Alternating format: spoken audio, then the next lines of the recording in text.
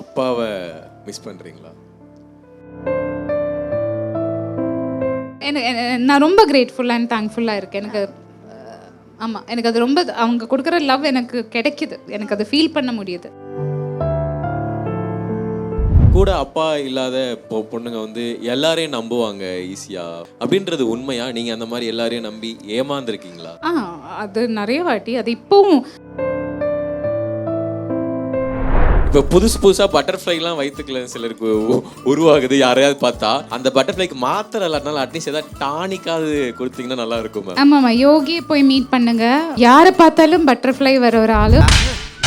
நீ கேட்ட ஒவ்வொரு கேள்வி என்ன செருப்பால் அடிச்ச மாதிரி இருக்குடா. மாதிரி இல்ல, உண்மையிலே செருப்பால தான் அடிச்சேன். லவ் சிம்டம்ஸ் வந்துச்சு அப்படின்னா இந்த டிப்ரெஸ்லாம் ஆறாங்களே. லவ் சிம்டம்ஸ் வந்தா டிப்ரெஷன் ஆவாங்களா? லவ் ஆனாலும் லவ் நோ ப்ராப்ளம். துபாயில இருந்து ஒருத்தங்க வந்திருக்காங்க மேம். அதை கேட்கும்போது எனக்கு எவ்வளவு பெரிய ஃபேன்ல அப்படின்ற மாதிரி இருந்துச்சு. யாரு? எல்லாரும் வந்திருக்காங்க. Okay. Hi ma'am. Body language பார்த்தா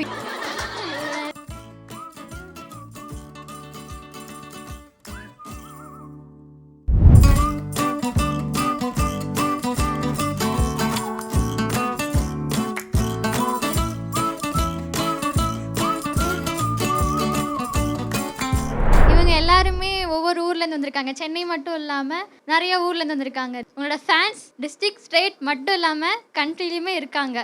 ஸோ அங்க இருந்து உங்களுக்காக துபாயில இருந்து ஒருத்தங்க வந்திருக்காங்க மேம். சீரியஸா அதை கேட்கும்போது எனக்கு எவ்வளவு பெரிய ஃபேன்ல அப்படின்ற மாதிரி இருந்துச்சு. யாரு? அவங்க பேர் ஃபரீனா மேம். அவங்க மியூட்டட் பர்சன். கொஞ்சம் எல்லாரும் வந்திருக்காங்க. ஓகே. Hi ma'am. அவங்க மியூட்டட் பர்சன், அவங்களால பேச முடியாது. ஸோ ஆனால் அவங்க மேலே ஒரு லவ் இருக்கு.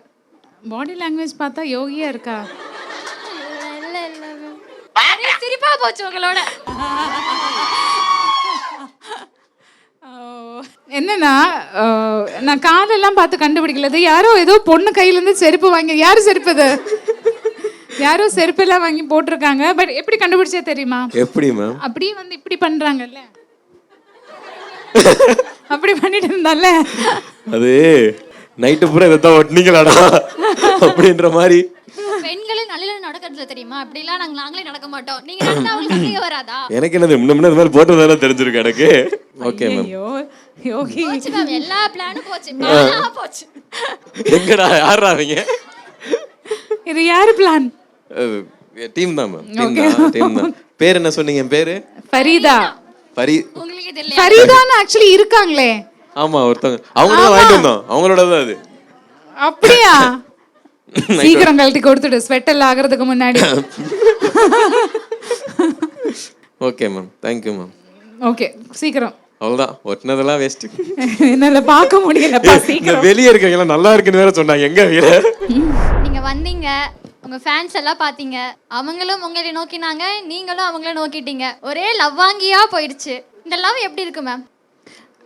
அதுதான் நான் இவ்வளோ நேரம் சொல்லிட்டே இருந்தது.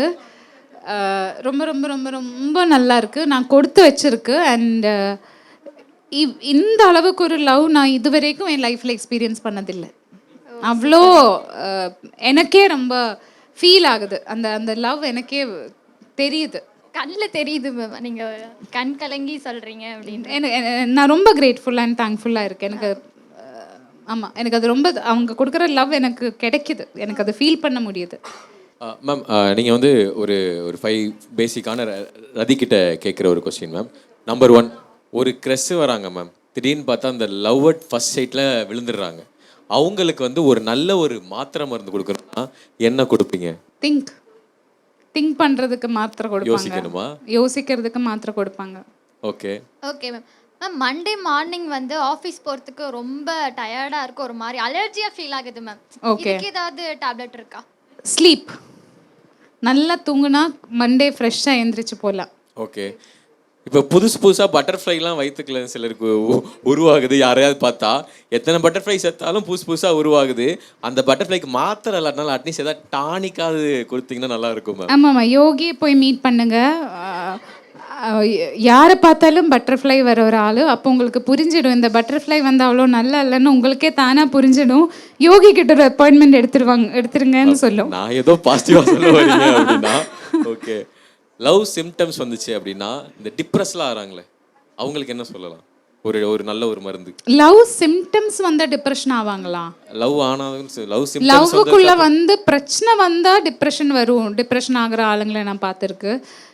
லவ் ஸ்டார்ட் ஆகும்போது எப்பவுமே ஒரு எக்ஸைட்மெண்ட் ஹாப்பினஸ் இதுதான் இருக்கும் தான் நான் மோஸ்ட்லி பார்த்துருக்கு. எப்போ டிப்ரெஷன் இருந்தாலும் மென்டல் ஹெல்ப் எடுத்துக்கோங்க. Okay okay. எந்த நாட் ஓன்லி இன் லவ், எப்போ இருந்தாலும் டாக்டரை மீட் பண்ணுறது, மெடிக்கல் ஹெல்ப் எடுக்கிறது தான்.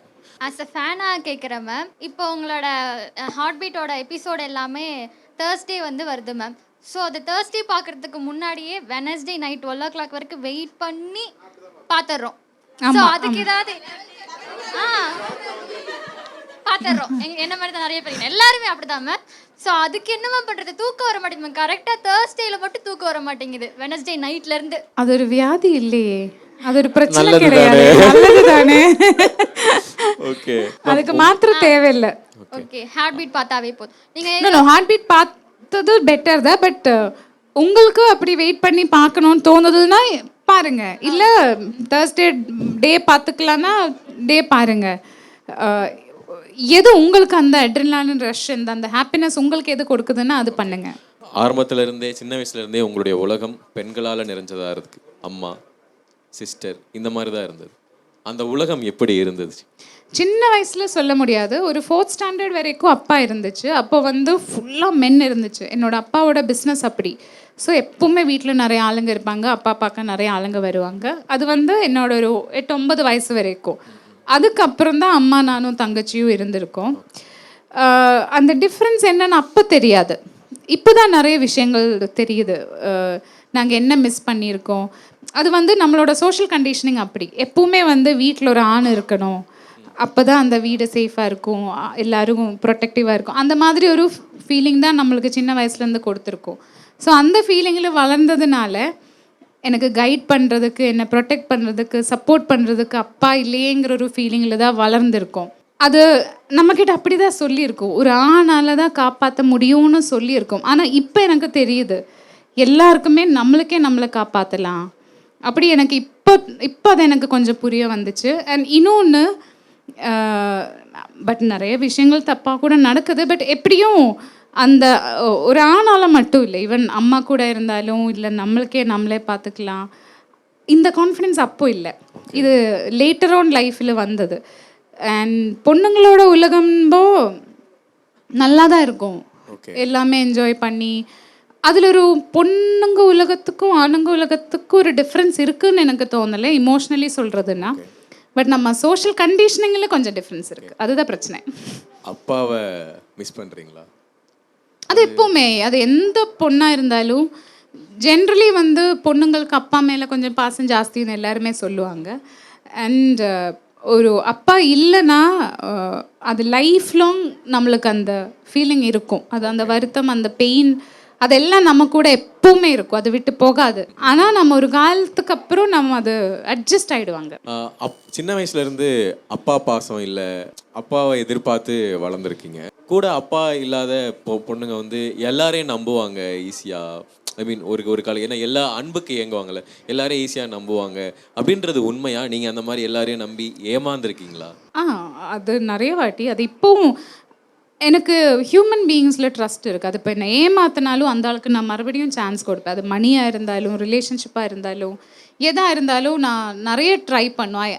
I trust and I believe in human beings. எப்போவுமே எல்லாரிலும் நல்லது இருக்கும். அங்கே இன்னும் நம்புகிற ஒரு ஆளுனா டிஃப்ரெண்ட் சிச்சுவேஷன்ஸில் அவங்க ஏதாச்சும் பேடாக மாறி இருக்குங்கிறத விட எல்லாரிலும் நல்லது இருக்குன்னு நம்புகிற ஒரு ஆள். நான் ஆளுங்களை ட்ரஸ்ட் பண்ணுவாங்க. பட் எப்பவுமே யாராக இருந்தாலும் 100% ட்ரஸ்ட் பண்ண மாட்டேன். 99%, ஒரு 1% நாங்கள் குவெஸ்டனாக வச்சுப்போம். அப்பா இல்லாத பொண்ணுங்களை நிறைய ஏமாந்துறதுன்னு சொல்ல முடியாது. அது எப்படின்னா, நம்ம அந்த மென் பொறுத்து அந்த லவ்வில் வந்து அப்படி இருக்கிற மாதிரி இருக்கலாம். என்னென்னா நம்மளுக்கு தெரியாது இல்லை ஒரு மென்னோட லவ் எப்படி இருக்கும். அப்போது திடீர்னு ஒரு மென் லவ் கிடைக்கும்போது நமக்கு புரியாமல் நம்ம மாட்டுறது. அதனால தான் கேட்டேன், அதை நீங்கள் எப்படி ஹேண்டில் பண்ணீங்க அப்படின்னு சொல்லிட்டு. அப்படி எனக்கு தப்பா அந்த மாதிரி எதுவும் நடக்கல. Okay okay. அந்த மாதிரி ரிலேஷன்ஷிப்பில் எனக்கு நடக்கல. நாங்கள் சிங்க் ஆகலை, 2 பேரும் டிஃப்ரெண்ட்டாக இருந்துச்சு. அதுதான் எனக்கு நடந்துச்சு. ஓகே.